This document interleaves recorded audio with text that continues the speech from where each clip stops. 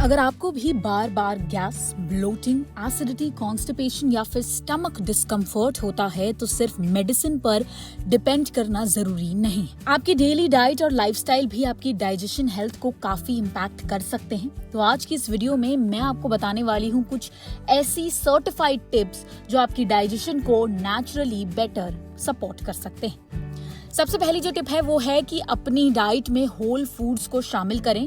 आप जो खाते हैं उसका डायरेक्ट कनेक्शन आपके गट हेल्थ से होता है। होल फूड्स जैसे कि fruits, vegetables, whole grains, nuts और सीड्स में फाइबर, विटामिन्स, मिनरल्स और प्रीबायोटिक्स होते हैं जो आपके गट माइक्रोबायोम को सपोर्ट करते हैं। इसके कंपैरिजन में हाईली प्रोसेस्ड और शुगरी फूड्स को लिमिट करना बेटर होता है। दूसरी जो टिप है यहाँ पर वो है एनफ फाइबर जरूर लें। फाइबर हेल्दी डाइजेशन के लिए बहुत इंपॉर्टेंट है।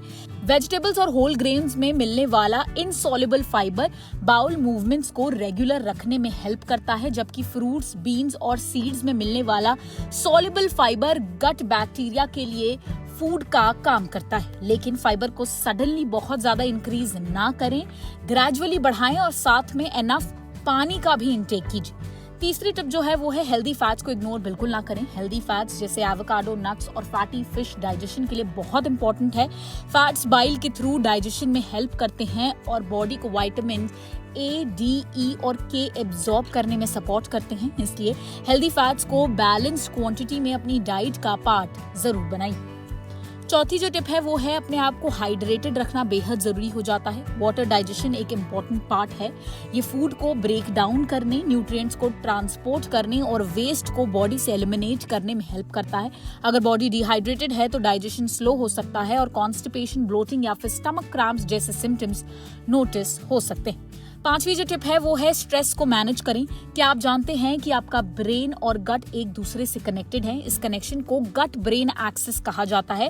जब आप बहुत स्ट्रेस्ड होते हैं तो डाइजेशन भी अफेक्ट हो सकता है। इसलिए regular relaxation, proper sleep, breathing exercises या फिर फिजिकल एक्टिविटी जैसे वे से आप अपने स्ट्रेस को मैनेज करके अपनी गट हेल्थ के लिए बेनिफिशियल बना सकते हैं। छठी जो टिप है वो है माइंडफुली खाएं। खाना सिर्फ क्या खा रहे हैं इतना ही इम्पोर्टेंट नहीं है, कैसे खा रहे हैं ये भी मैटर करता है। मील के टाइम जल्दी खाने की बजाय कामली बैठकर खाएं। हर बाइट को प्रॉपरली च्यू करके खाएं और खाते वक्त डिस्ट्रैक्शन को कम कीजिए। ये आपकी बॉडी को रेस्ट एंड डाइजेस्ट स्टेट में आने में हेल्प कर सकता है। सातवीं जो टिप है यहाँ पर वो है फिजिकल एक्टिविटी को रूटीन में रखें। रेगुलर एक्सरसाइज और मूवमेंट सिर्फ फिटनेस के लिए नहीं, डाइजेशन के लिए भी यूजफुल है।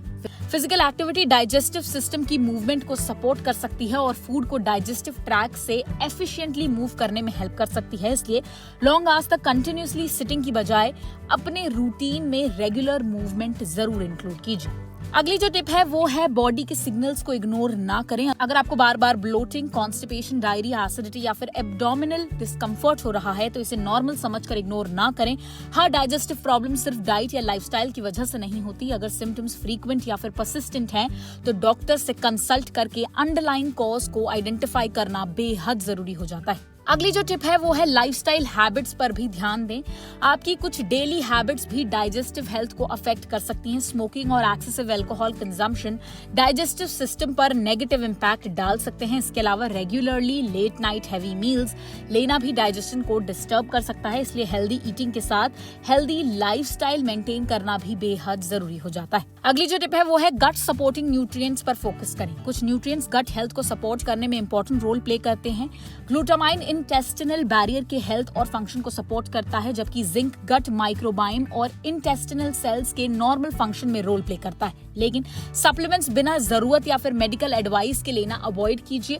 पहले अपने डाइटरी नीड्स को समझना बेहद जरूरी हो जाता है। आखिरी जो टिप है वो है प्रोबायोटिक्स को कंसिडर करना बेहद जरूरी हो जाता है। प्रोबायोटिक्स बेनिफिशियल माइक्रो ऑर्गेनिज्म होते हैं जो गट माइक्रोबायोम के बैलेंस को सपोर्ट करते हैं। कुछ प्रोबायोटिक्स ब्लोटिंग और कॉन्स्टिपेशन जैसे डाइजेस्टिव सिस्टम को इंप्रूव करने में हेल्प कर सकते हैं, लेकिन हर प्रोबायोटिक प्रोडक्ट सबके लिए इक्वली इफेक्टिव नहीं होता। इसलिए अगर आप प्रोबायोटिक सप्लीमेंट लेना चाहते हैं तो अपनी रिक्वायरमेंट के अकॉर्डिंग डॉक्टर या फिर डाइटिशियन से एडवाइस लेना बेहतर होगा।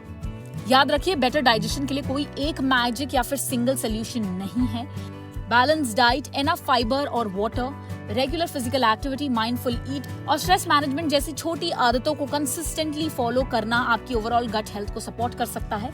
और अगर डाइजेस्टिव सिम्टम्स फ्रीक्वेंटली हो रहे हैं तो सेल्फ ट्रीटमेंट की बजाय मेडिकल एडवाइस लेना जरूरी हो जाता है।